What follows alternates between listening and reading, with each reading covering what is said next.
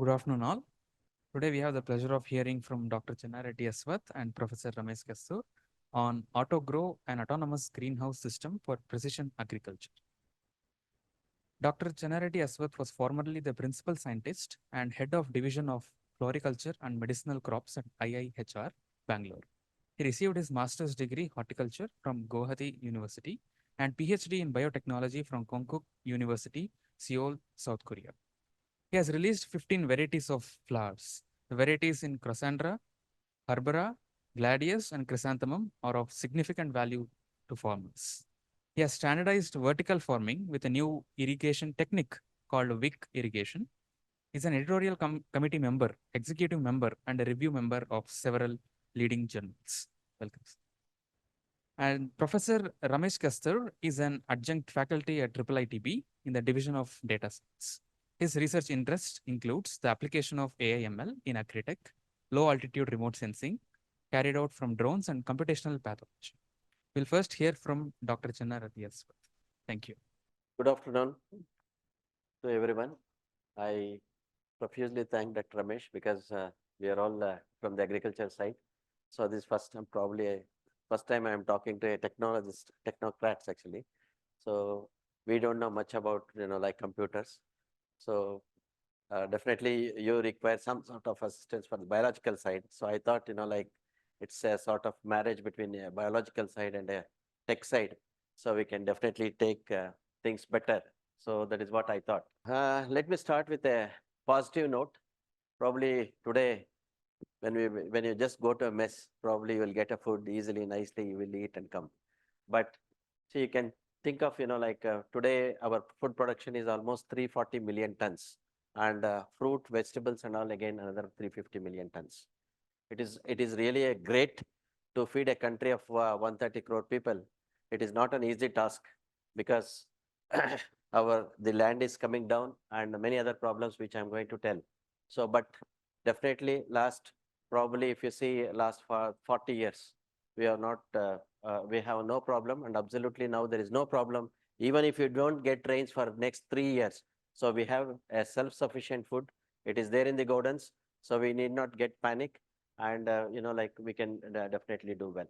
But forefathers, even when we were children, we had a problem of food. Probably when you see our history in 1940s, when Bengal famine was there, 10 billion people died without food.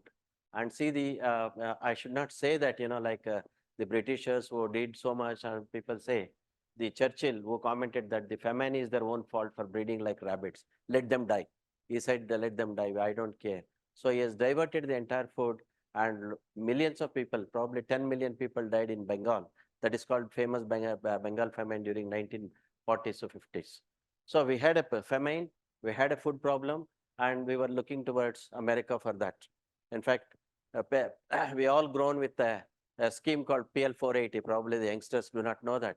So the PL480 means the maize used to come from America. The broken wheat, they used to come. It used to be fed to the Indians. So without that, probably Indians would have died.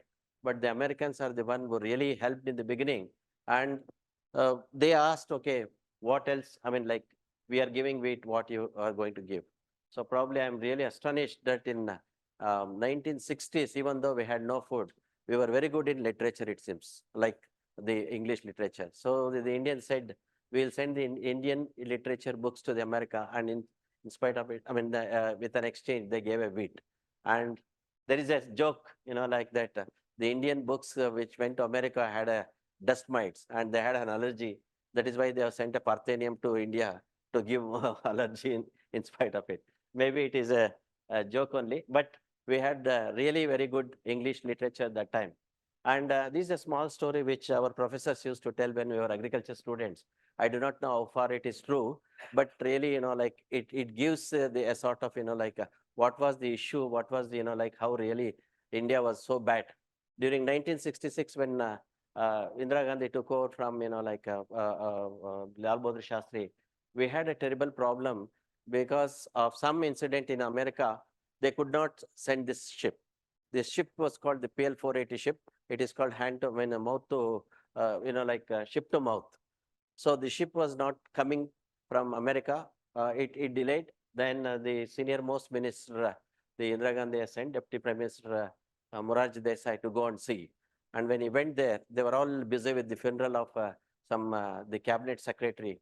And it was very, very saddening that he met each and every clerk. Probably now we know that, when we go to Tahsildar office, we meet each and every clerk. Like that, Indian foreign minister, Indian deputy prime minister went and met each and every person. And at last he found one person who can help. So, like he said, are you from India? Yes. Then where are you from? He said, I'm from Maharashtra, Kolhapur. He said, okay, I heard that Kolhapur slippers are very good. Can you send me 2 slippers of Kolhapur? See, he's asking for a ship to release, and this man was discussing about the slippers. And he said, yes, I wanted a size. So when a prime minister told you, please give a size, when he bent, next day in the papers, it came that the Indian foreign ministry is on the feet of the cabinet secretary for a food to ship to release. Probably, I do not know whether it is real or something, but probably with the humiliation, he came back and he told that this has happened, and we have to be, we have to jack up. Then the Indira Gandhi, then Subramaniam, then food minister Subramaniam, then Swaminathan, then they all, discussed, and it took over. The Green Revolution took over in 1966, and by 1968, probably, this is the man, great man, Norman E. Borlaug. He is the one who is really, got us self-sufficient in food along with M.S. Swaminathan. I'm very happy that at least this year they have given a Bharata Ratna for M.S. Swaminathan. Otherwise, say they calculated that more than 20 million people would have died if 1966 if we would not have achieved the Green Revolution. That was a like a big jump to the India, and you can see from 1950 from 22 how far suddenly it jumped the more than 100x. And these are the 3 people other than Swaminathan. Lal Bahadur Shastri started, Indira Gandhi took, and Sri Subramaniam was the agriculture minister, was the one who really given a jack-up, and it went on.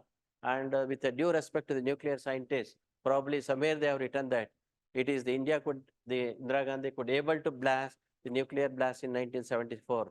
It is not only because of the nuclear scientists, it is only because of agriculture, food production, because by that time we were self-sufficient. Otherwise, that much guts we had no, so even in 1998 also we could go for a second time. It is only because, see, when the country is self-sufficient, definitely we'll have, we don't care to other countries, because the food is the one which they can cripple. That is where it started, and now, even now, we are self-sufficient thanks to the agriculture, thanks to the scientists, thanks to the farmers, thanks to the government. So probably with all that, we are self-sufficient today, and we are getting food, and I am 100% sure that not a single person is dying because of there is no food. It is only humbug that if somebody says that in Varisa, some tribals are dying because no food and all. It is only the distribution is not proper. Otherwise, the sufficient food is already available. Sufficient fruits and vegetables are already available in India. Absolutely, we have no problem. So, but nevertheless, we are growing too much. Our population is probably, like 130 crore. We are nearly exploding it.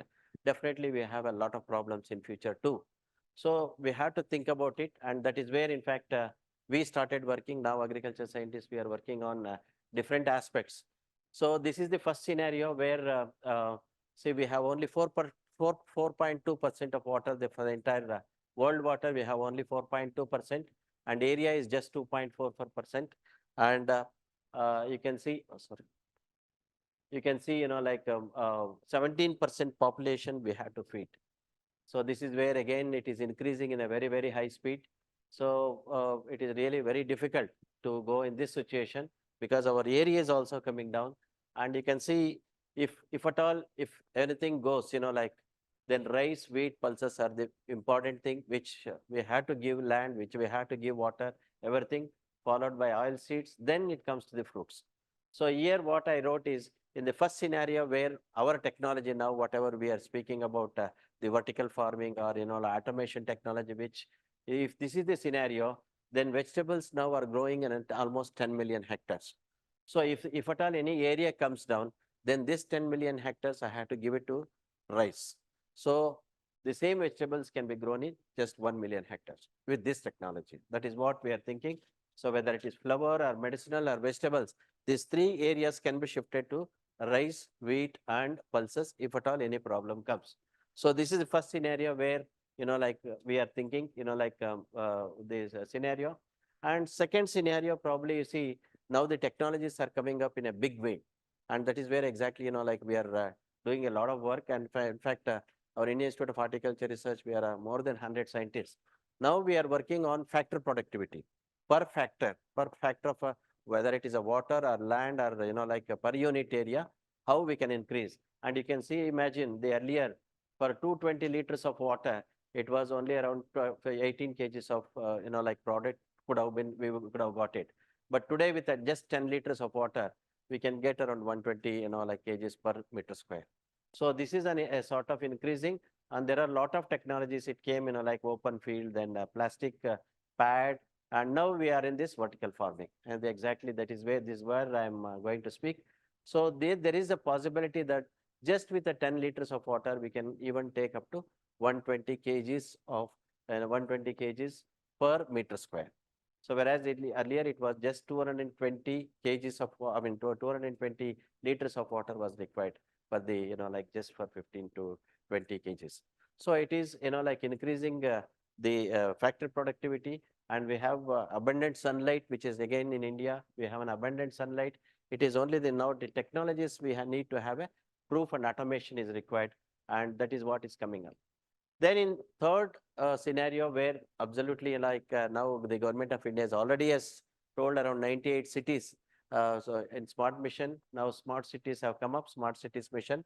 So in this now, the government has declared that in under smart cities, this is one of the integral part where a vertical farming is, you have to integrate with the smart cities. Because, like food miles are now, we have to cut down the food miles. And that is another one reason. And see, now you can see here the Lok Sabha, the question came that how far now we are integrating our vertical farming with the smart cities mission.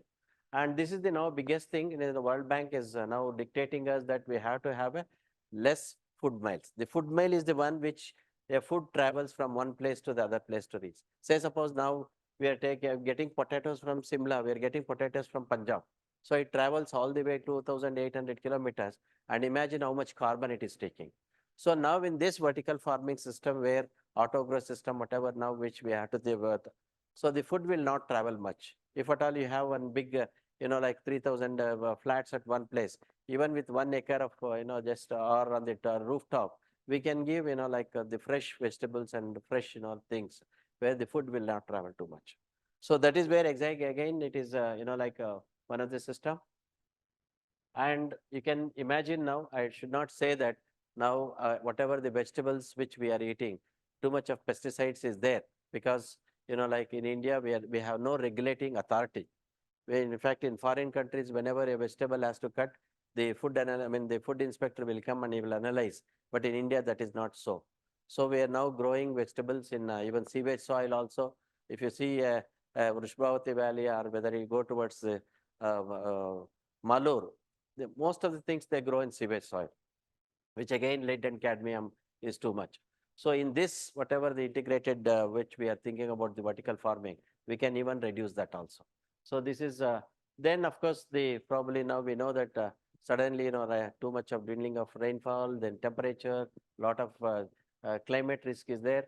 And probably you can see India is in, again, a red zone. So we should be careful with all this. So with all these 5 problems, definitely there is one solution. I am not say that, I don't say that vertical farming is a magic wand where we can integrate really. But definitely you can see with a less land, we can go about it. With less water, we can, then with less fertilizers and less pesticide, then we can really fit this into urban population, then less food miles, then higher nutrition.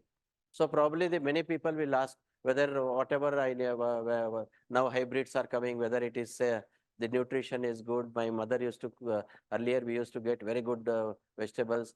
It is all just say that absolutely the nutritious wise, if at all any vegetables we are releasing a variety, definitely we have to see, like nutrient content and then only release.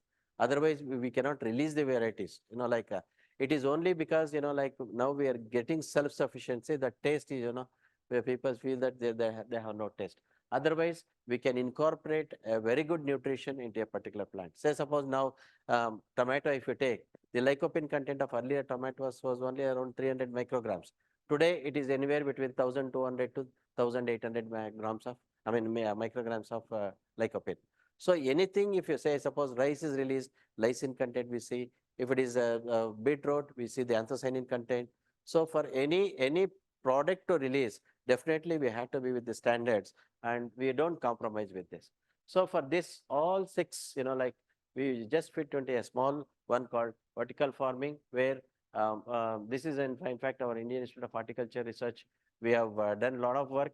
So you can see here it is, like grown under the polyhouse. So this is where exactly I requested Dr. Ramesh that, like we require some automation here, because in future it is the automation which really matters. See, earlier 100 acres of polyhouse, whatever we are growing, today it can be grown in 10 acres, the same 100 acres. So it can be converted, 10 acres can. So almost now we could able to achieve 1:6. That means 6 acres of polyhouse instead of 6 acres of polyhouse, the same thing can be achieved in 1 acre. And imagine earlier, probably I do not know, many of you have seen polyhouses. It is around 15 feet height. So 15 feet height, we used to grow a plants of 3 feet. So another 12 feet, it's a waste. It's a probably a criminal waste, I can say that. Because for a polyhouse to construct for 1 acre, it takes around 40 to 50 lakhs. So we thought, why don't we utilize the vertical? So from now, from 0 to, for 1 feet to 12 feet, now crops can be grown. And with automation, definitely, like we can reduce the labor like anything, and increase the factor productivity. Probably this is a very, very important, that per factor, per square feet, or per, thing, factor productivity can be increased. And this is where, in fact, we wanted the technology side, because we have a water, but what type of water is required? How much water is required?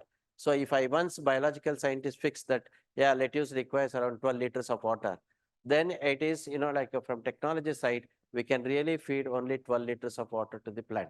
When, how much quantity, everything can be fixed, and if it is computer can, program it, then probably, like we don't require to measure everything. And unlike, the farmers used to struggle to give water, too much water, sometimes excess water, sometimes low water. So here a precision technology of just giving water at per particular plant at a particular. Then we have, like pH. pH is one thing which is very, very important, ion concentration in the water. And again, for each plant and for each, like say suppose during flowering, it is required different time, different pH. So this is another thing which we want to fix it by, computers. Okay, I say that pH, I want pH of 5.6. So it should continuously give 5.6 pH water. And that is where, in fact, they have done an excellent work, that, like automatically it helps, to, even if you give 7 pH water, it will convert into 5.6 and fit into the water. So we call it as an electrical conductivity, because the water which is very good water, is it will have a less salts. So even how much salts are required in the water, how much, like temperature of the surrounding.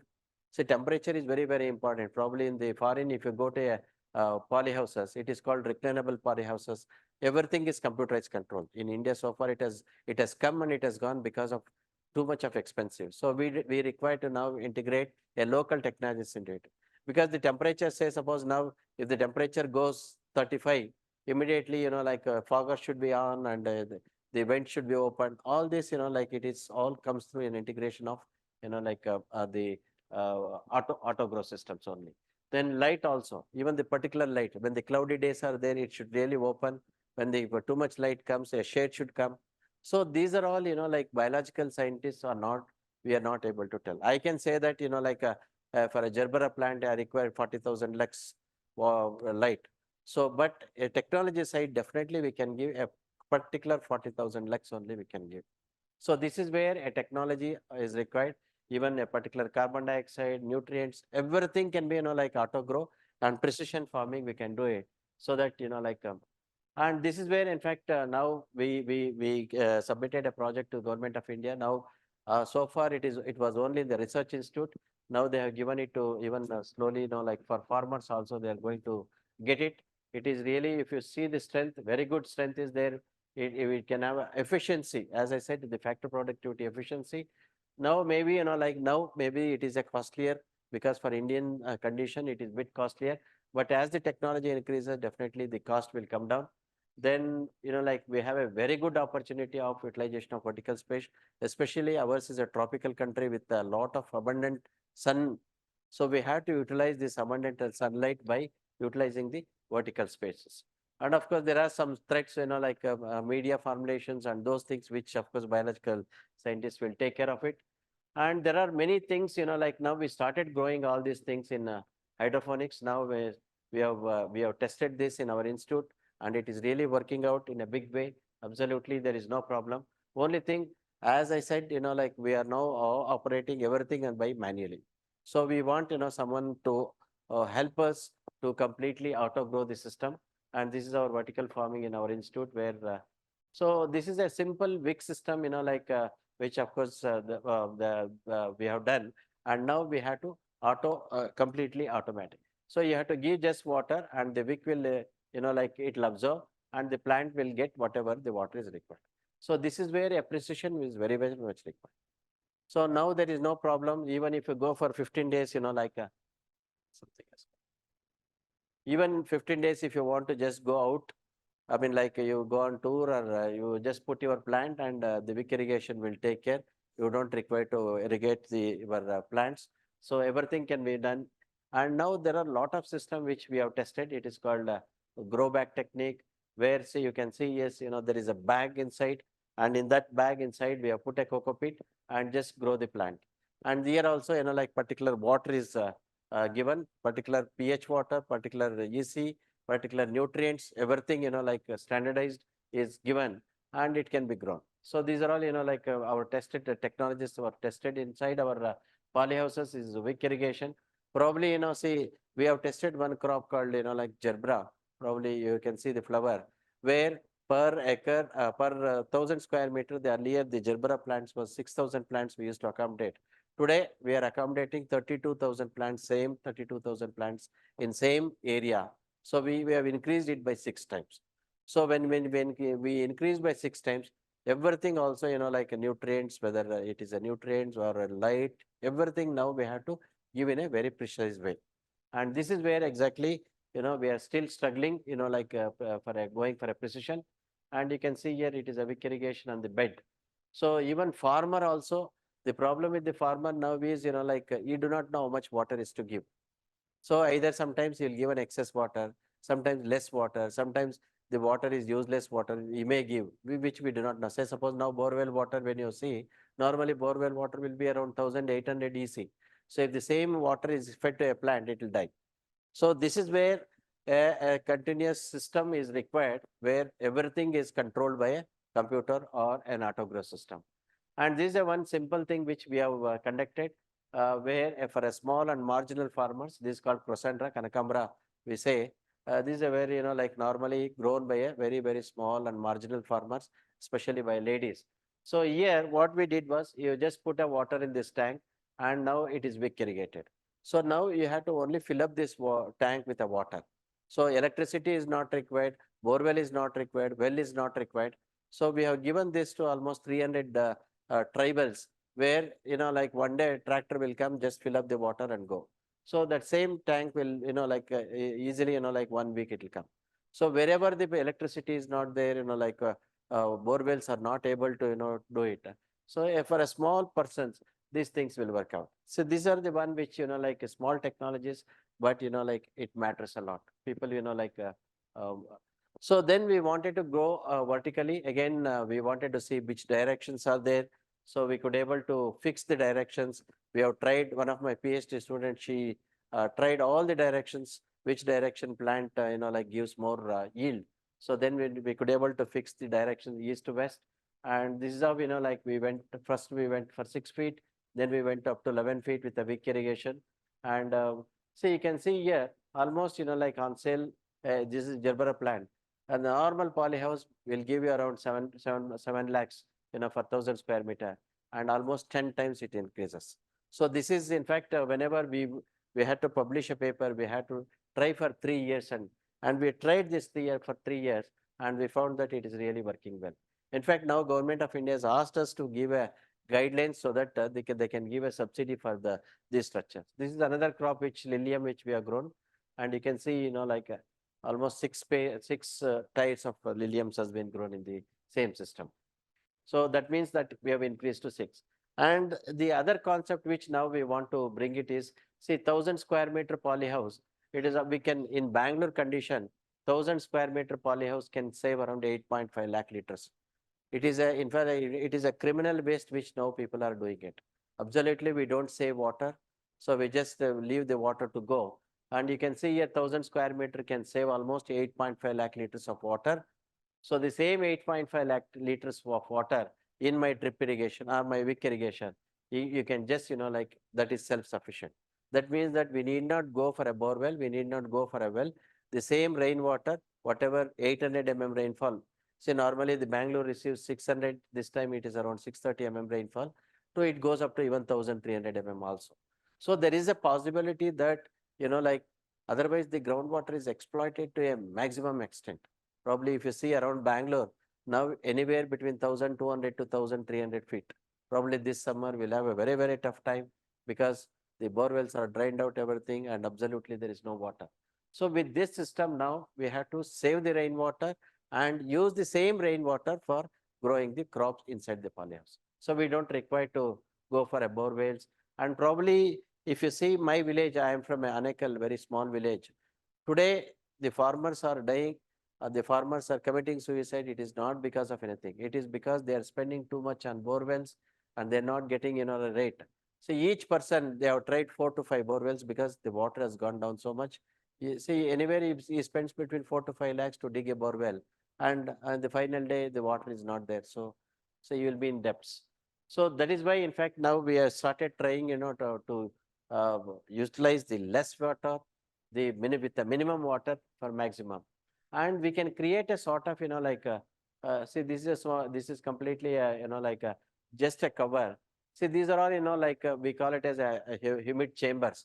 A small nurseryman can create a humid chamber inside the polyhouse, and we can multiply the plants. These are all the technologies which we have released it to the farmer. This is called iframe, which we have derived. Yeah, where you can see here all the whatever sopu which is required for a house can be grown without any problem. So you have to only sprinkle the seeds and automatically it will grow because everything is now automated. So automation has been done. So the particular water it gives, particular with the nutrients is added, and it self-sufficiently it can grow. So this is another thing which, like it is called aquaponics, where fish is grown in this tank, and this water comes to this, and here the plants are grown. Absolutely, we don't put any other fertilizer because normally the fish water which has got a fish excreta has got a very high ammonia content. The ammonia converted to nitrogen, and the same nitrogen will be utilized by the plant, and they grow very well. And this is a concept now slowly, like picking up on the terrace garden. You can have a good fish as well as good plants also. This is called aquaponics. So this system will cost you around 30,000 rupees. And the people are now slowly adapting it is because you can get both fresh, like you need not go for a pesticide consumption, as well as the fish also you'll get in a proper way. So we have again, like a standardized many system it's called nutrient film technique, a film of water, a water with a very, very thin film. It is called, film, nutrient film technique, other than the wick irrigation, where just a thin film of water keeps going and the plants will start giving the root and it absorbs. So this is called nutrient film technique. Now, most of the polyhouses around Bangalore, now they are using this technique, and this is how they grow. A thin film of water goes from one side to other side. It will come and stay in tank. And again, the same water is again circulated. So again, the wastage of water here is almost zero. And whatever say, suppose now, if the same crop, if I want to grow in the land, it requires 100 liters. The same NFT system, it can take only around 10 liters. So the saving of 90% of water using these technologies. But that is where exactly we require, like some sort of automation so that completely we can eliminate all the human labor. So we could able to grow most of the medicinal crops also, like because Now every day, most of them are diabetic or something. So we can have some small system where most of the medicinal crops, one or two can be grown, and they can directly take in the morning without any much problem. So we have made a sort of called a chamber, a family of, a chamber for a family, where you grow some 20-22 medicinal crops, and you can use these plants actually. So then, see, in nutrient film technique, a film of water keeps going. But there was one problem, because the Indian electricity is a problem, because the moment electricity goes for 1 hour, the plants is to dry. So now we have made a system called deflow technique, where even electricity goes for 4 to 5 hours also, absolutely no water. So here the water will stay here, and that water is utilized. But the same water will be repeatedly keeps on going. And again, here also there is no problem of water wastage. Absolutely, there is no waste. Only thing here, it is, even if electricity is not there, it will work for at least 4 to 5 hours. So this is one unit where near Banerghatta, near Banerghatta Road, one Bharat is actually a software guy. He started doing it, and every day he almost harvests 100 to 120 kgs of this lettuce every day, and he sells to, he sends it to Delhi and Kerala and different places. And you can see here, everything is grown in a water, and with a very precision technology, with pure water. So it requires around 40 lakhs investment in the beginning, and every day you can, produce around 100 kgs. Of course, the only problem is here, since it is a highly precision, even a small mistake can really cost you a fortune also. So we should be very careful, and that is where we require a foolproof technologies for this. And this is how it goes to the different places by, fixing it. So now it is coming up in India, good technologies, all which is grown. So because we can save, like a lot of water, we have now, earlier it was only, we were growing only the leafy vegetables, but now we can even grow the gourds also, all the vegetables. Only thing that vegetables require some particular nutrients which you have to give. It requires some particular pH, you have to give particular EC, and plant we don't require any soil. So that concept of, like a soil is gone now. And now probably, now one more system is called, this is of course again the other thing, aeroponics have come. So here, even you don't require water also. It is only a mist, like it is required. And probably you can see here, we have worked out for 100 families, rooftop with 15,000 square feet can sufficient almost 120 kgs of vegetables every day. So even the flats. See, this will reduce, like all the vegetables, all the way it comes from, like Vasur or Dharmapuri, or from this side, from North Karnataka. So you can produce your own inside the Bangalore only. So now strawberries are grown, and cabbage, cauliflower, then gherkins, then most of the leafy vegetables, like our so here, new all different systems slowly is coming up. Probably the technology is improving. You can just here see here the one advantage here. Earlier it was molded. Now one pot can be taken out, and entire pot can be, sold also, so that it will be very look fresh here. So the technologies are all, like back now. And this is called aeroponics. Aeroponics means the plants which are grown in air only. So it is just, like you have to put a plant in a suspended air, and you have to give a sort of moisture to the plant. That's all. You don't require to give water. It is only a moisture you have to give. And today, whatever the potatoes now, of course, potatoes, a big technology have started now, KF Biotech, they all produce this through, like hanging only. They put a potato plant, and down you can see hundreds of potatoes coming in the hang. So this is, like just a mist is given there. That's all. No water is required here. So again, saving of water again, saving of water. But only thing is again, so we have made a very simple technologies for a farmers. So because otherwise the aeroponics normally cost you around 10 to 12 lakhs. So we made a simple technologies with even 10 to 15,000 rupees, with a normal, a chamber with a just polythene sheet and a box type. So this is of course grown in aeroponics. This is probably a 20 days pollock plant. So you can see within 20 days, the amount of it has grown, and the amount of, like roots it has produced. Because The plant requires a good nutrients. You give the nutrients, it's keep growing, and continuously if you give light, again it will give more also. So this is like near Kanakpura Road, there is one farm where they supply vegetables to all, I mean like hydroponically grown vegetables to almost 3,000 plants. This is tomato plant. This is completely a box only. Absolutely, there is no water. So this is a box. In the box, they simply give a moisture, and tomato plants keep growing. And now different systems have come. This is called like a tower system. In a towers you can grow on your terrace. You can just keep a tower, and on tower you have to only give water from the top and again recirculation. So and it keeps growing. So now systems have come in a aeroponic system. Now people wanted to grow even turmeric, ginger, and this is one system. One of the person from Bidadi, it is called Pingara Agribiotech, where it is like like your almera. So you have to give light, and the almera everything is grown. Absolutely. Here he gives even the extra carbon dioxide, extra light, then water. Everything is precision. Of course, this technology is costly, but now he is selling this technology to Dutch people. He is from India. It is a near Biddi industrial area. I went there, and everything is auto. Just you have to open like an almera, and you can see thousands of plants growing there. So in future, probably like you get your ginger, you get your garlic, you get your onion, everything like hanging. So you don't require water.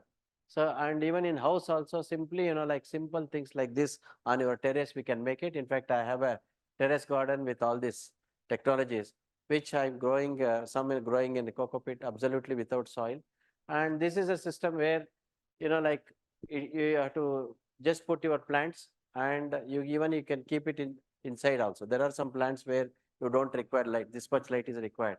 So it is like an AC. It will act. So now turmeric is a big thing which like people are growing, because see in turmeric, as I said, it is the curcumin content which is very important. So when we grow the plant inside the polyhouse, we can tell the plant to give more and more. See, that is called like curcumin content is normally around 2.3% when you grow outside. But when I grow inside the polyhouse with the precision technology, you can increase up to 6.3% also curcumin content. So now the people are coming and buying this because the curcumin content is very high. They have to extract the curcumin and export it. So this is now it is picking up, to grow the turmeric, ginger, and like many other crops, because like there is a very good precision is there here. So we have worked out even how much it costs, and now we are working out a guidelines for the government of India also. And in Gujarat, like this type of thing, like it is coming up, where inside the room like this they want to grow, not even outside, because the temperature is becoming 40 degrees, 45. So they are not able to grow. So they want to grow inside the room with a precision technology, so that like it can be supplied to the neighboring areas. So this is like it is possible, and we have already standardized the technologies, and 1 acre almost 2 million lettuce heads can be produced here.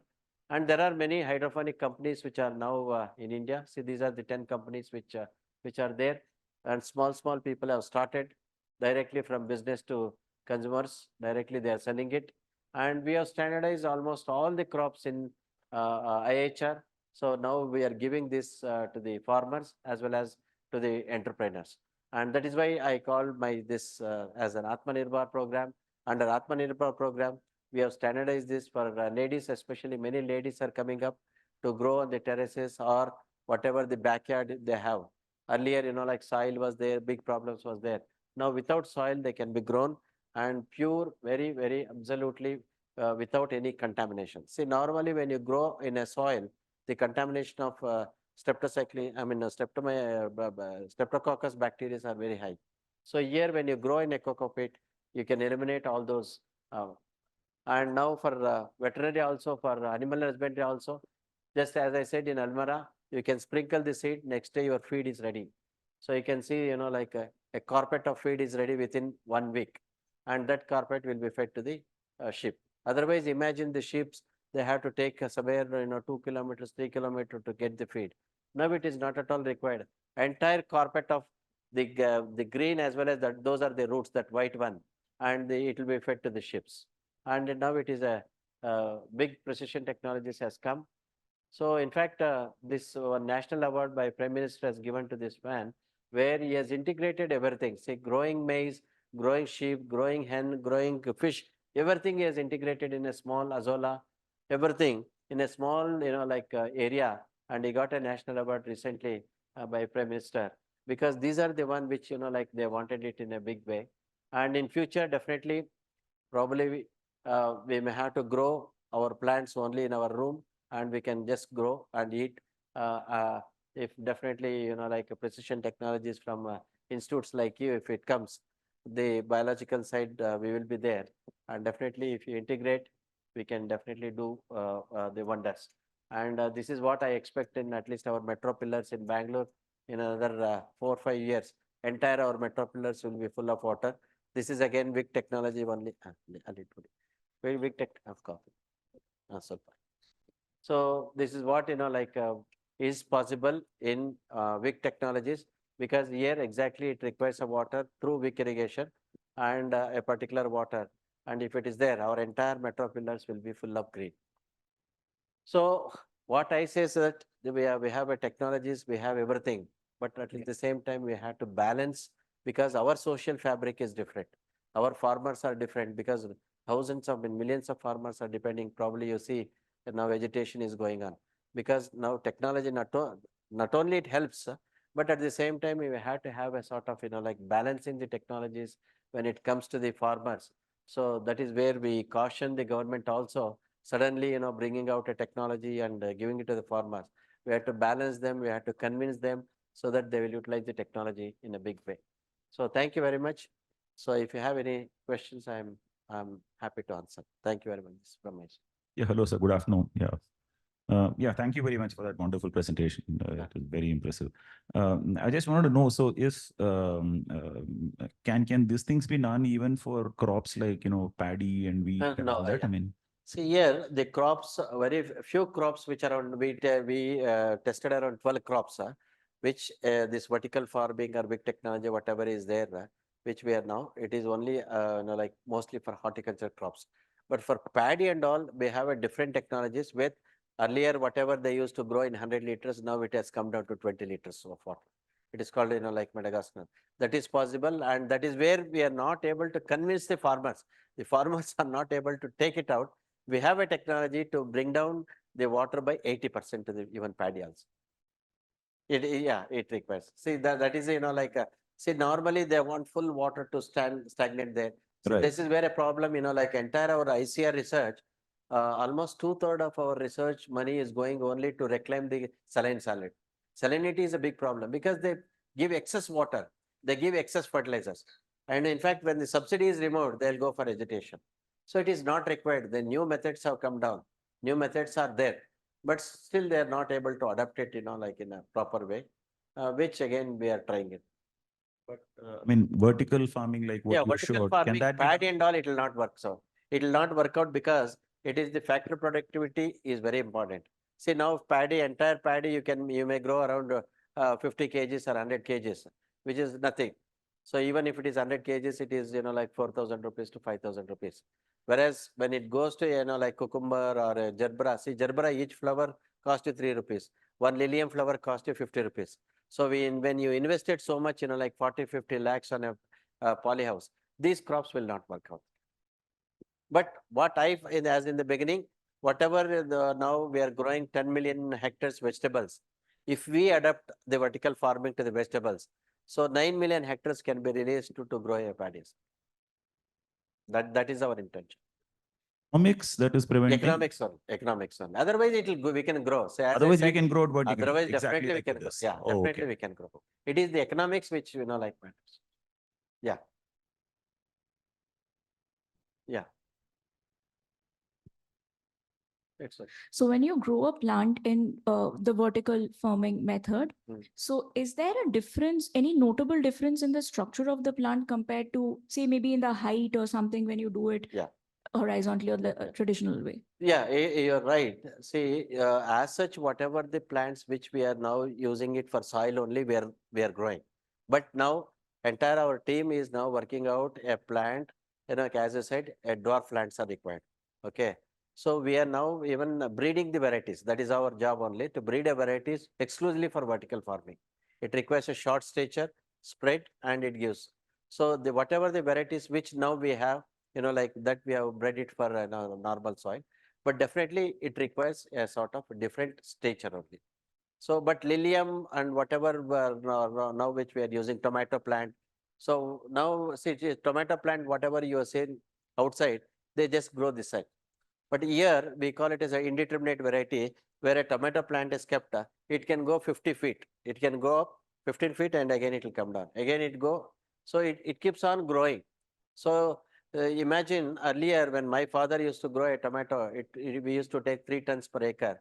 Today it is around 120 tons in the same 1 acre because of the variety.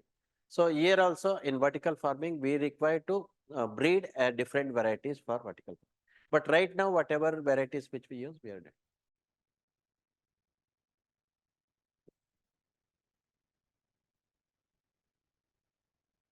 Fruits, is that? So fruits, so far, the strawberry we are growing in vertical farming, strawberry.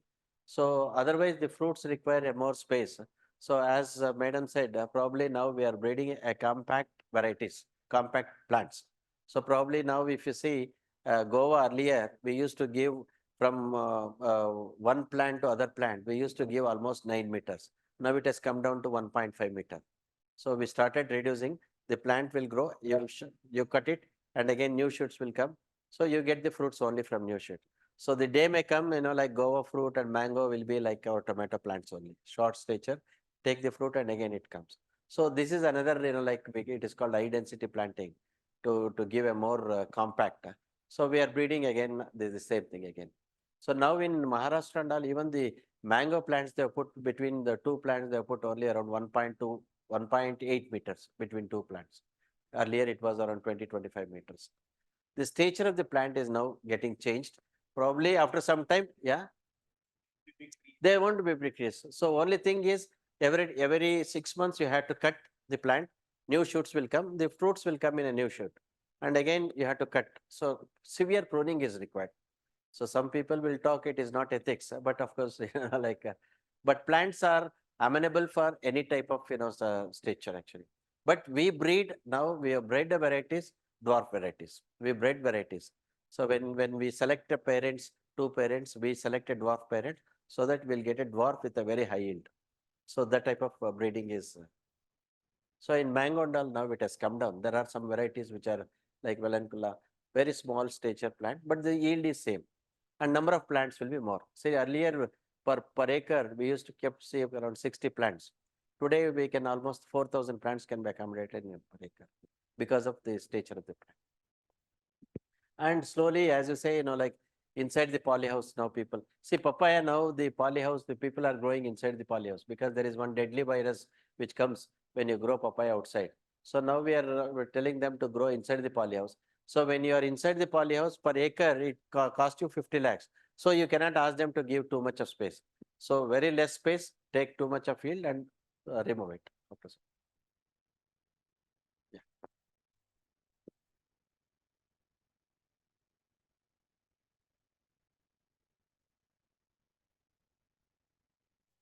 So during the presentation, you mentioned that in precision farming, like if we make even a small mistake, it can have some disastrous Yeah. consequence. So Mm. can you please elaborate Yeah, on that? see now what will happen, say suppose now nutrient concentration will be mixing it, okay. So I say that, okay, 5 grams of ammonium phosphate, ammonium nitrate, you have to 5 grams. So by chance, like while mixing, instead of 5 grams, if you mix 50 grams, then, like it changes too much completely because it is called plug and play. Exactly, it should be there. Now, say suppose now EC, I say that 1350 EC, I standardized it for a lettuce crop. By chance, if your machine is not proper, if it keeps 1700 EC, then the plant will not grow or the plant will lodge. So this is where exactly a precision is required and it should be pakka. Otherwise, you will be in trouble because the plant is also a sort of living thing only, living entity.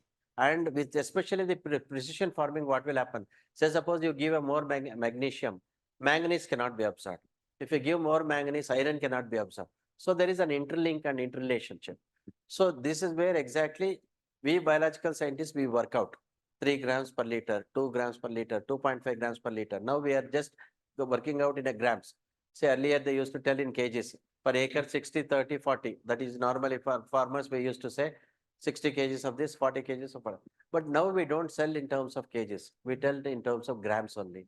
And now in future, it is not even grams. We sell or we tell in terms of, like micromoles. EC of 1300 micromoles you have to keep. So your computer should be able to give only 1300 micromoles. Otherwise, the plant will not relish it. Actually. So like especially in the even where the water Yeah. water is present, like water rich states, uh, sometimes they have a problem of over using of water for farmland. yeah. So using this precision farming even in the water rich states, Definitely can that it is that is where we are now telling the Ganga belt. Because see, they thought that they have water, they can abuse the water. yes. See, now Madhya Pradesh and Punjab, after 10 years, they cannot grow any paddy because now they irrigated so much, they have put so much of fertilizer. Most of the like land has become a saline. See, salinity is above 7, the pH. To reclaim a saline soil, it is very, very expensive, very expensive. So only very few plants can be grown. Paddy cannot be grown in a high saline. So now what we are doing is, say, that's what I told, out of 100 rupees, almost 75% of our research is going to reclaim the soil. Plus we are breeding a varieties which can come up in a saline state, but it is very difficult. So it is better instead give a less water and precision water. Then the land also will be proper. See, after all, to bacteria to grow, it requires a particular moisture.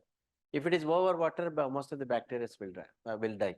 So that is a main problem in India because see, I worked in KRS, near KRS when I was in state government. Whatever you tell, like they don't bother. We want water, BC canal has to open within 15 days, otherwise they'll go for vegetation. And see, normally we tell that normally a paddy, one crop, you have to go for one leguminous crop. So leguminous crop like chickpea or something, lentil, we have to go. They will not grow. Again, they'll put paddy. Again, they'll put paddy. So the soil will become, like completely puddling.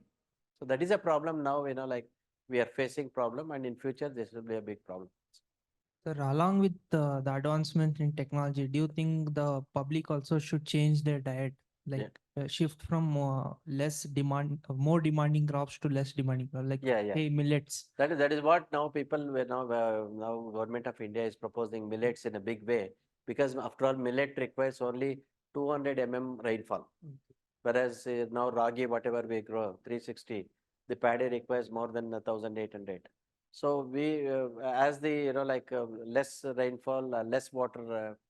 But in precision farming, what happening is absolutely there is no wastage of water. See, this is where like now the government of India is making a body called Water Authority of India. So they say that they will have a highest power so that they can ban, they can harass.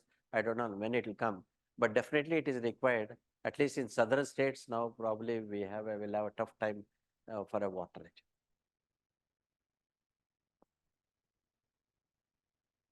Yeah. Do you foresee in future governments imposing, certain restrictions like in a big societies, you need to have some sort of vertical farming as a mandatory. That's my question one. And if it happens, will it be disadvantage to the farmers because they are growing something, or is it disjoint set of crops that will be growing? Yeah, fine. See, this is already happening because see what is happening is when the polyhouses came, like even the farmers opposed because polyhouses almost the yield is almost 10x high. So, but the government definitely can impose, because I said in next 10 years our petrol may become 600 rupees, that diesel may become 1000 rupees. So you cannot bring food from 2000 kilometers and give it to someone. So definitely they can say that you grow your food, don't bring. So that time we can restrict that, yes, around Bangalore, 100 kilometers, whatever Bangaloreans are eating the vegetables, they have to grow within 100 kilometers. It is possible. So as I say that, see, after all, again, the software specialist will not come and grow. It is the farmer only has to grow. Only thing the farmer requires a particular, technology, which is, as I said, precision. See, even now, the farmer is not getting proper, pesticide. Whatever we scientists tell that, you spray this, chlorpyrifos, this much, 3 ml, they'll put 8 ml. So this is where exactly we require, a technocrat or a proper technology where there is no chances of manipulation should not be there. A vial should be given, vial the computer will take and mix it and it will give it. So that time the chances of manipulation will not be there. But as you said that there are some technologies which may take, farmers, farmers' livelihood. But to be very frank, whatever a nation, if you want to call it as a developed nation, the farming should be 22% only. The people who are depending on farming should come down to 15 to 22%. Today it is around 65% in India. So that is where we have to shift from farming to other technology, other work, so that only 20% farmers can sufficiently feed all our 130 crore population. So that there is no problem as such. No, so this, um, so is there a danger of like for example, you take mangoes, for instance, right? I mean, there are 50, maybe 100 different varieties of mangoes. But with these kind of technologies, will the number of varieties come down? I mean, is there a danger of we losing out on all these different varieties of different things? I mean, so will it become so standardized that it sort of? In fact, now a lot of you and cry is also there that, our old traditional varieties are going off and the new hybrid varieties are coming. There are some set of people which people are, doing it. But see, when you speak to a person, see, normally we say that you can't be a patriot in an empty stomach. So, so that is what we tell that, we are now balancing it. In fact, now Government of India are giving 10 lakh rupees to a farmer who saves 300 varieties of rice. They have given it to many people. So they are called gene saviors. So we are saving the particular old varieties, old, traditional varieties and all in some places, and they are called in situ conservation. And in Government of India, we have one big institute called NBPGR, where entire India, whatever old varieties are there, we are taking one copy and keeping it. But here, what you say that when new technologies come, as she says that we need to definitely alter the structure of the plant, the stature of the plant. Sometimes, it may lose whatever the taste is required. Say now, so tomatoes, whatever you eat tomatoes are not present day tomatoes, they are not sour, but still people use tomato because tomato, we are eating tomato only for lycopene content. Lycopene is there, but maybe that sourness is not there. So we lost sour because we had to send tomatoes from here to Calcutta. So we have made thicker skin. So like that, we may have to change some sort of modification in the varieties. But at the same time, we are now saving the old traditional also so that you can select both. See now heirloom varieties they call. If you particularly pay that heirloom varieties, few people are grow under the supply. So that we are balancing it.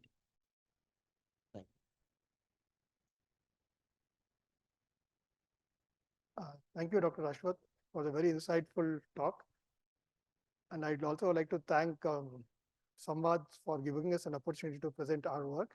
Today, we are going to present AutoGrow, an autonomous greenhouse system for precision agriculture. We are a small team between me, Professor Madhav Rao, and Pani and Pawan. We are collaborating with Dr. Aswath. So these are the topics we are going to discuss. Just a background to our work and what is the motivation. Then we'll discuss AutoGrow, the system that we have built. We'll talk about small results and next steps and conclusion. So quick background, climate change and agriculture. Agriculture contributes almost 13 to 90% of global greenhouse gas emissions. Most of them converting non-agricultural land to forest, forest to agricultural land, rice cultivation and animal husbandry. So in the Indian context, as we all know, this is known facts, just I want to reiterate here. So rain-fed agriculture is primarily impacted due to rainfall variability and reduction in number of rainy days. If you see And then also there's crop loss due to extreme weather conditions such as droughts and floods, and the decrease in yield of crops. And it has also been observed that the nutritional value of crops also reduced because of climate change. And of course, as a highly vulnerable, we are highly vulnerable due to a large population dependent on agriculture. Again, characteristics of Indian agriculture. So we are heavily dependent on monsoons, primarily rain-fed. You very carefully nurture the crop for 3 to 3.5 months, and suddenly if there's an unexpected rain or a thunderstorm, the whole crop goes away. It's going to be very highly unpredictable. And then we have also low land holding and low productivity. And of course, we know water is scarce. There's a skewed distribution of water availability. So again, this agricultural paradox. So we are fueling and fighting the climate change. So we are the cause, we are the perpetrators of the uh, change in the climate, and we are fighting that because we are impacted because of that. So this I think Dr. Aswath has elaborated in detail. So from a high level, from as we understand, motivation for precision agriculture is, of course, we can make it climate resilient. It can we can do year-round production, and water use efficiency can increase. Of course, we can improve crop quality and yield, and reduction in pesticide use, and adaptation to shrinking arable land. Of course, we have options such as vertical farming, which was deliberated upon, and then there's a potential to increase profitability.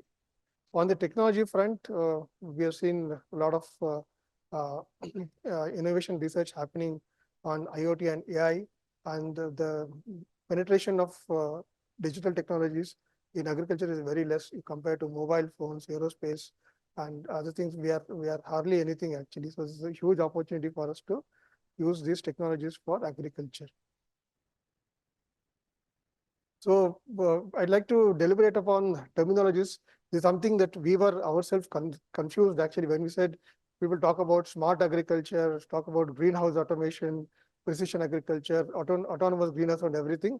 So I'd like to detail about our understanding of this.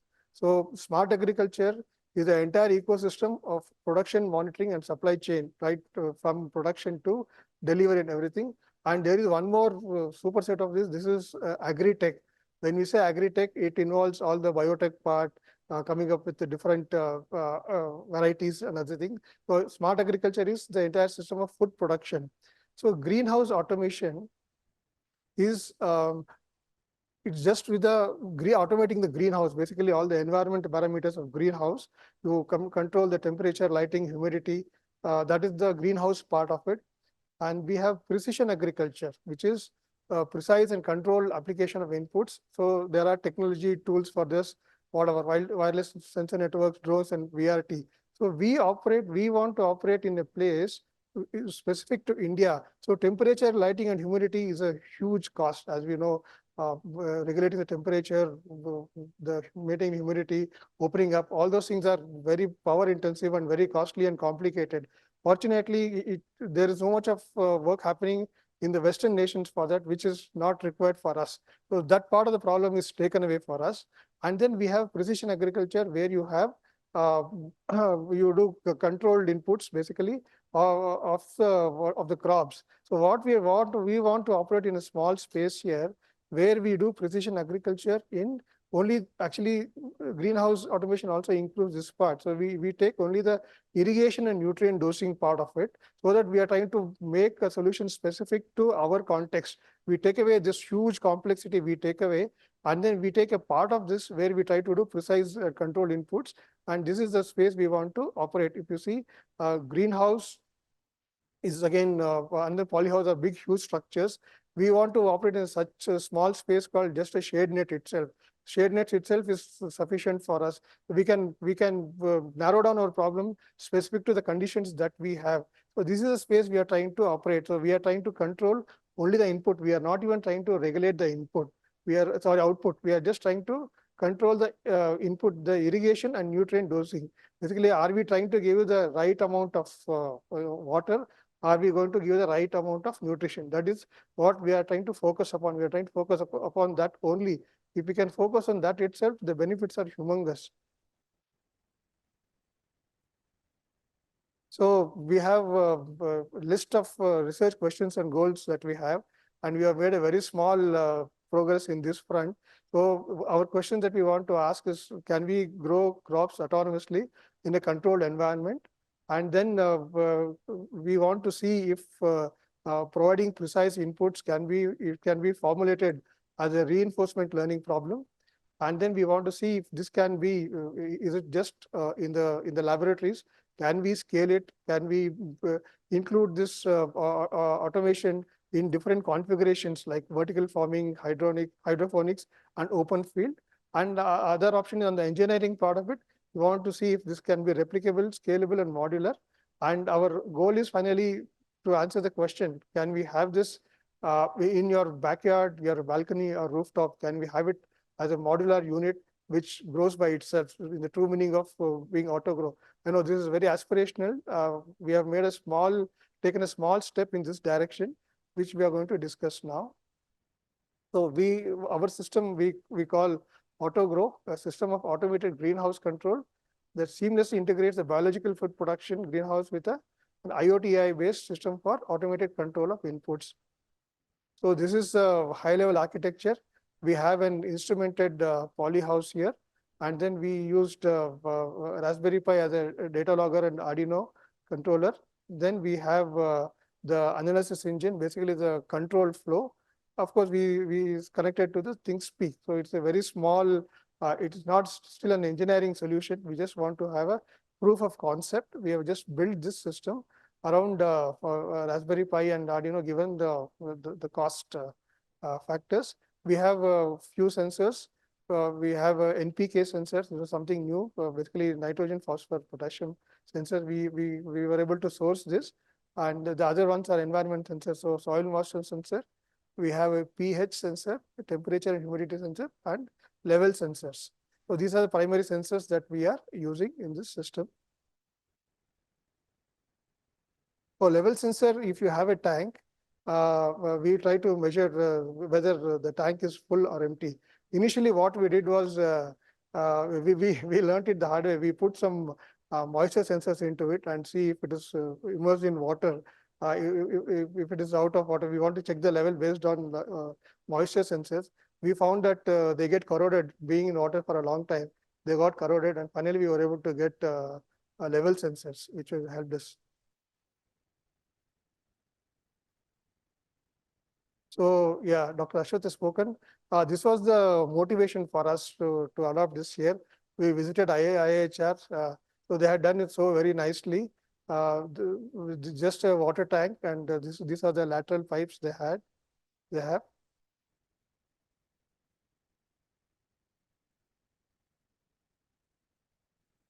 So this is again, there is no power required here. Just fill up the water in the tank, and they have the lateral pipes here, and there is a wick which goes here. Wick irrigation is realized to this. Absolutely, there is no power required here, and of course, capillary action. There is no question of overwatering, flooding, and everything. The nature physics takes its role. It's capillary action. It just absorbs just the amount of water that is required to keep it moist. So this is a small video. So we have got 3 configurations in the greenhouse. We wanted to, as we set up the experiment, we did not want to look at one configuration only. We have a vertical setup here. We have a hydroponic setup, and we also have an open field setup. This is the setup that we have. So we have 3 combinations here.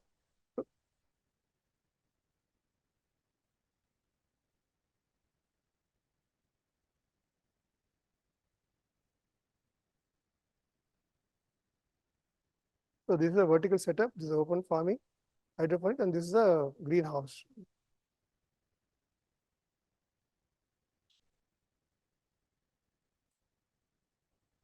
So this is a schematic diagram. Again, this is where we had a lot of collaboration. We have a main water tank here, and then we have A solution, B solution, and the acid tank here. So A solution and B solution, the combination was given to us, and we were told that we asked why should we have A and B solution separately? Can't we put everything together? We were told that some reactions happen and they calcify and it forms a whatever it converts into a solid. So we have two separate tanks here, and basically we have solenoid valves and motors here to open up. So and then we have level sensors here, and then this is and then we have. So you see, this is a parallel path that we have taken. So this is a closed loop system. We have these three which will deliver, and then this is a mixing tank. From the mixing tank,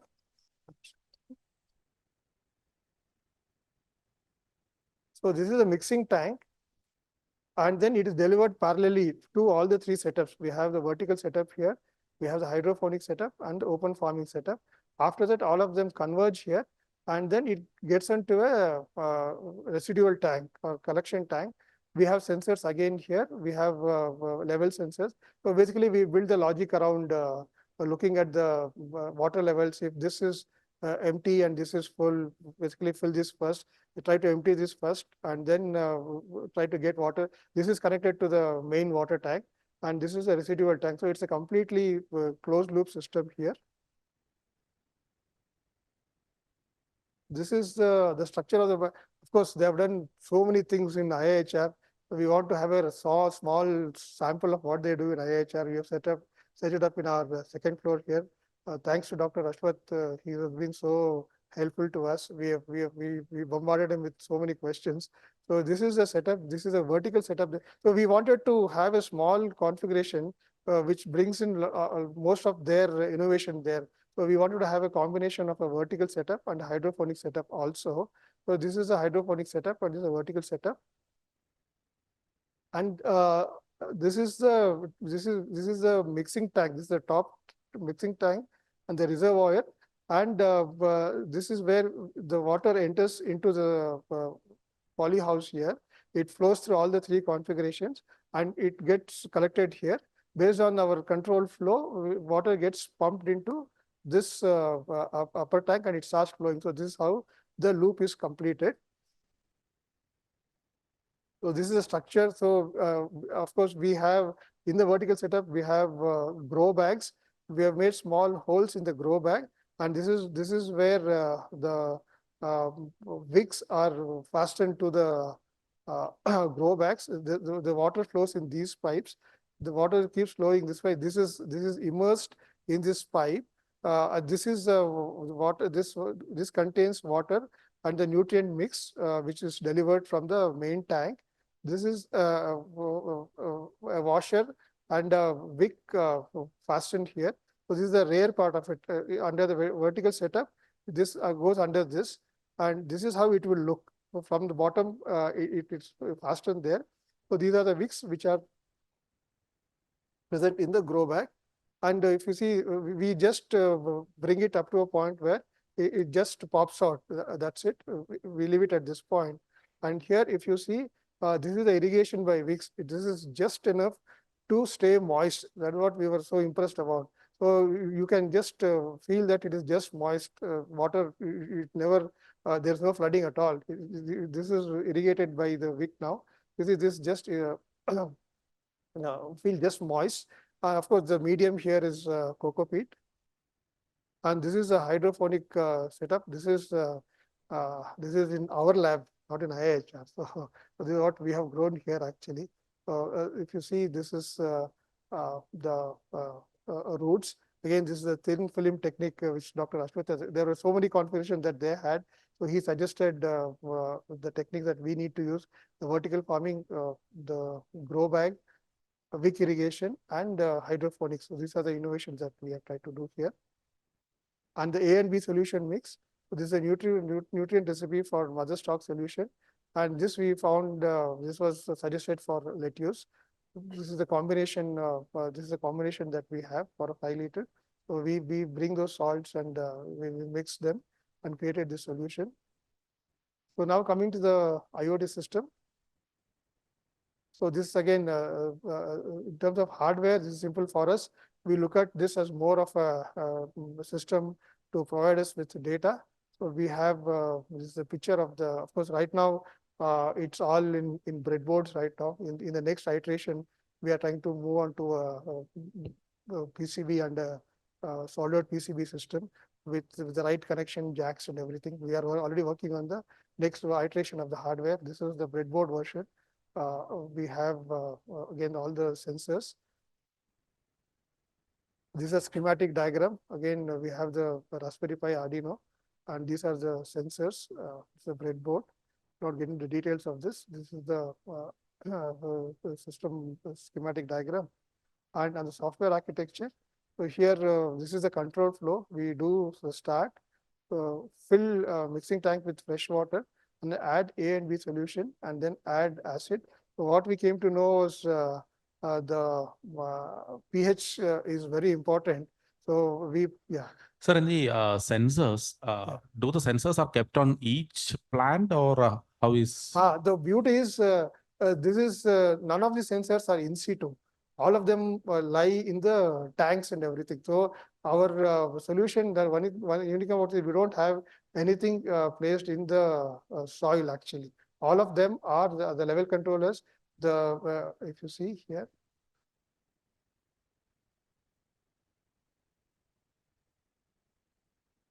Yeah, so these are most of them, all of them are kept inside these containers actually. We don't have anything. Of course, we are trying to put a sensor hub in the soil, but in this solution, there is no sensor which is there on the. So the soil moisture sensor. Yeah, that you soil have moisture mentioned. sensor is one which we'll have. Yeah. Okay, so that Yeah. you will put it near every plant or is it? No, actually, we have since we have that is one question we had. We wanted to know whether we want to have separate. We consider whether we want to have separate buckets or something like that. So we decided to have a long grow bag so that we can have one sensor only. That is the motivation for us to use a long grow bag. But this is based on big system, right? So even if the moisture is low, what will you do on that? Sorry. So even if let us say that the moisture sensor detects that the moisture is low, Yeah. what is action that you will do? So here, what we are trying to say here is the delivery keeps happening continuously. It keeps on happening actually here. So either ways, the delivery keeps on happening. So in the sense, whether you have moisture sensors in the soil or not, it doesn't matter. The loop keeps on happening actually. And the very point that we have a weak irrigation is one advantage that we don't have to have the issue of over flooding and so our moisture. Yeah, you want to add yeah.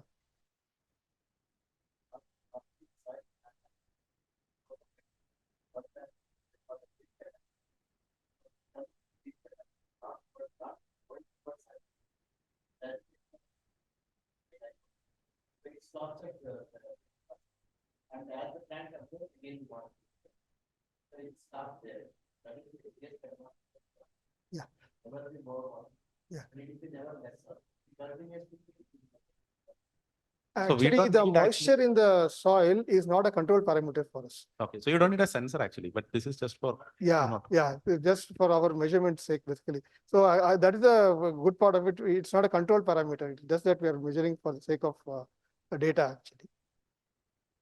So again, yeah. So this is we add acid. We initially thought just A and B would do. Then we were told that pH is important.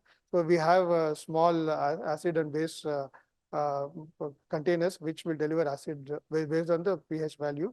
So we mix and deliver solutions to crop, and then the residual is collected and then it is recycled. So it is a control loop. So absolutely there is no question of wastage of water at all.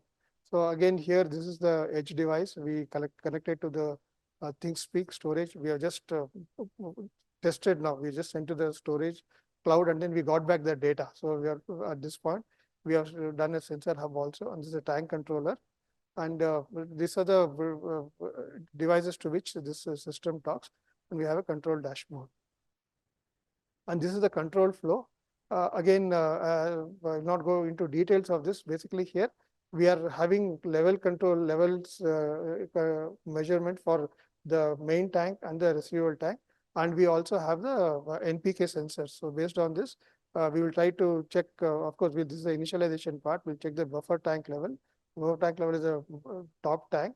And then if the liquid is not present, we will basically, this is open yes or no. Basically, we try to do the whatever open the solenoid valves based on the logic that we have discussed.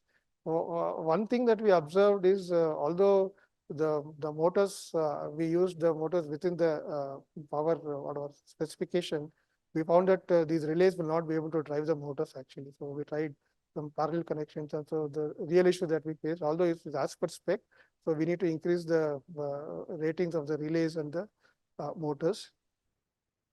Of course, this is a small snapshot of the system log of all the parameters that we received. This is whatever temperature, humidity, moisture, and everything. And so we wanted to check if the sensors are working as we expected to. So we did some test in having this pH in hard water, pH in soft water, and pH in so that we want to ensure the sensitivity of the sensors. We're seeing if it is going to meet our requirements. We did some tests on that. And here, this is dry soil, this is the moisture. And of course, moisture level increasing while watering the soil. And we also tried to do NPK. This NPK sensor, we tried to find the NPK for soft water, hard water, everything. We tried to do some tests. We have found that is a fair degree of separation is available, is there. And here we tried again normal temperature. We tried to check increase the temperature and humidity. We try to do some measurements to ensure that the readings from the sensors are good enough for us to use it for the control logic. And these are the results. This might look small when compared to all the IIHR results, but it's in our own lab, so we are happy about it. So we bought this small saplings, and this is the initial stage. And after this is a fully grown stage. We grew, of course, we grew lettuce because we knew the AB solution configuration for that. And we also know it is a 45-day crop. We wanted to ensure that we are done with it quickly. We do not want to go for 3 or 4 month crop, because if we lose it, we will lose a lot of things. So of course, Pavan and Pani with the crop, this one. So conclusion, future results. So we realized the data sensing and logging system for AutoGrow. So we have successfully completed 3 crops of lettuce here. Right now in the control logic, we have used hard thresholds. So based on the inputs from Dr. Aswath, we have said what are basically the EC levels and NPK levels. We put hard thresholds based on the inputs from Dr. Aswath. And now there are 2 things that we want to formulate it as a reinforcement learning. That's what we want to work upon. That actually the real learning curve starts there. We want to see if we can formulate this with the reward as input, minimum of the input. We want to see if we can do that. That's our next steps. We want to create that environment, but we'll put 1 more crop here and then try to create the environment. We'll try to collect all the data. We were contemplating on should we collect it 1 minute or 10 minutes. This is the thing that we are trying to discuss upon, see how we want to create the environment. And we have director sir has been kind enough, so he's agreed to give another small space within the campus for us to try in an open environment. So we have started the process to do the open environment. By the way, we have this patent. We have submitted a full patent. It is submitted. Once the patent is approved, we want to start talking to startups and see if we can have them take it up and do the engineering part of it and build different configurations for rooftop and backyard and things like that. So this is all we had to share.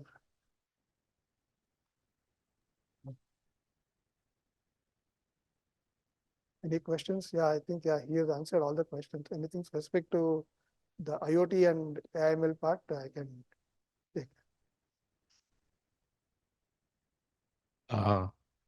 Does it work in open loop? I mean, can this system work without a control loop? I mean, you know what percentage of A to mix with B. Yeah.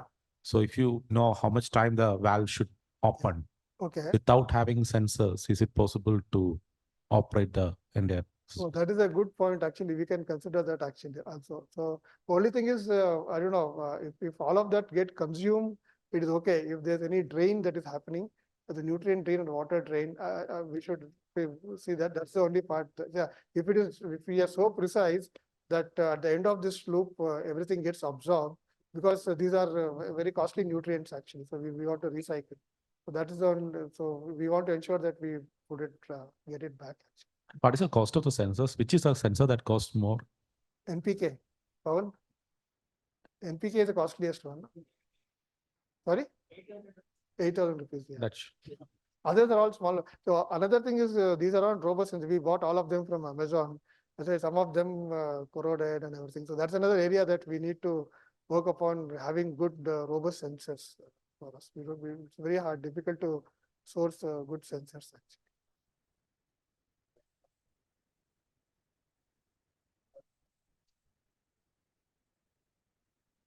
Okay. Yeah.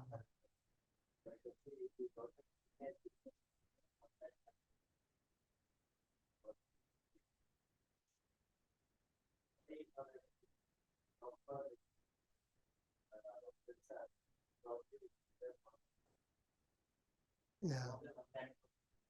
Yeah.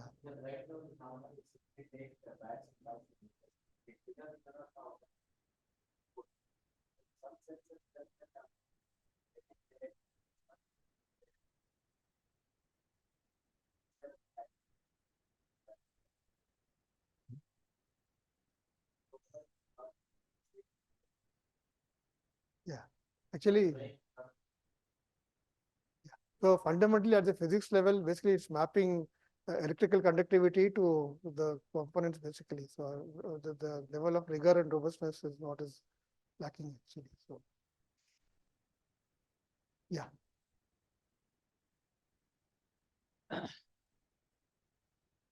Yeah, thank you, sir. Thank you. So you'll try this out in an open environment. Yeah. By open environment, you mean outside of a Outside, yeah. greenhouse? So the one which they have done with a yellow tag. So we want to try that. They have just done the wick irrigation part of it. We want to go and put this control system into that. That's what we mean. So the Okay. idea is again try to automate so that for small farmers or small land holding women farmers to make them more. Right. Yeah. So my question here is that you also mentioned that these systems are extremely precise, right? Yeah. So you need to know exactly how much water Yeah. that needs to go, Yeah. and how much nutrient. Yeah. But the moment it's an open environment, Yeah.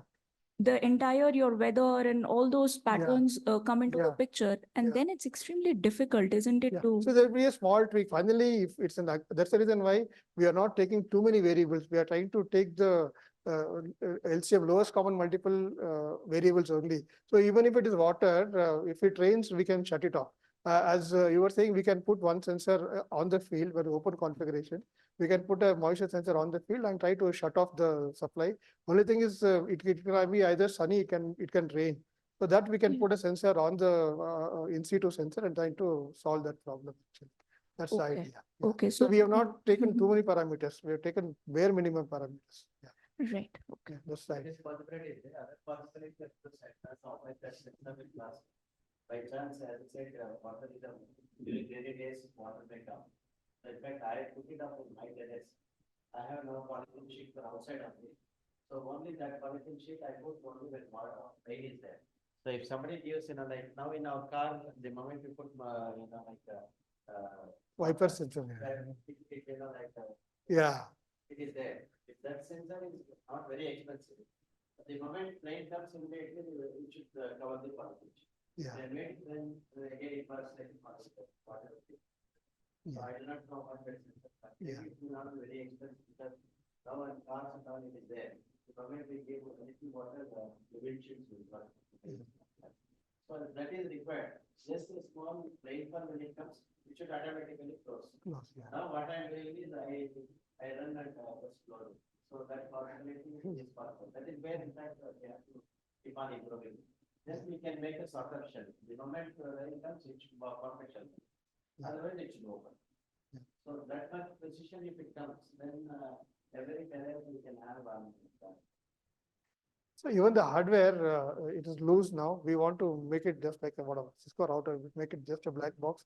It does the cables coming in so that we do want to do that humidity sealing for the PCB boards so that it's sealed against humidity and everything. So that's the next phase. Basically, we want to robustify this solution so that it can just lie outside.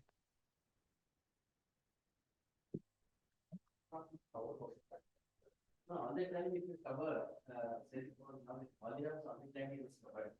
So there the problem is temperature, the moment say suppose the outside temperature is 35, inside temperature is 55. Yeah. So the hot air has to come out. Yeah. So when you open it, the hot air will come out. So that is where in fact now whatever the reflector it will be open always. The moment rain comes, I actually say that because we are putting cocoa peat, 1 kg of cocoa peat normally absorbs 8 kg of water, 8 times. So water will be more.